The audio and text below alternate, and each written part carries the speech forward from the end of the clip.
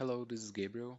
I'm going to show you another Fiori app that I created from scratch using a lot of JavaScript, XML for the views, as always. This app it has a very specific use case. It's used to update a single table that is very critical for the business. So it must be updated again directly in production, and its changes be replicated to acceptance. And also the user can select to update the table entries only in acceptance if he wish. So it works again basically as SM30. If I go to SM30 and change the table, I can change the non-key fields. In this case, there are only two fields here that we can change, the ranking and the BDC owner field. So the ranking can be either 2 or CC, and the BDC owner can be many things.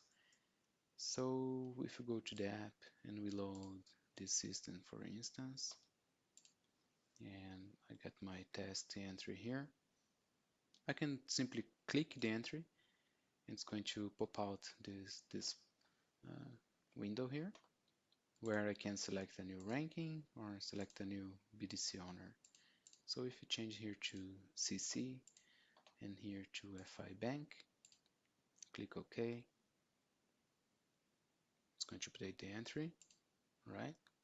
If we go here very quick to SC16N, okay, it's here, updated to CC and FI Bank. And we can also add new entries.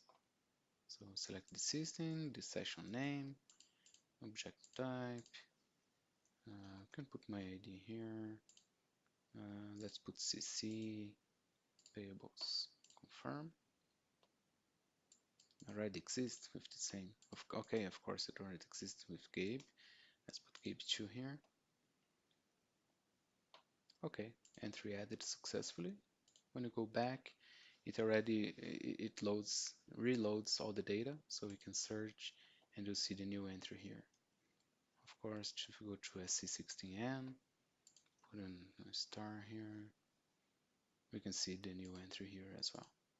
So it's a very simple app, but with a very specific use case that helps the business a lot to update entries directly in production, because as I mentioned in the other video, change management here is very slow. It can take days to promote something to production, so it helps the user a lot. Again, thanks for watching.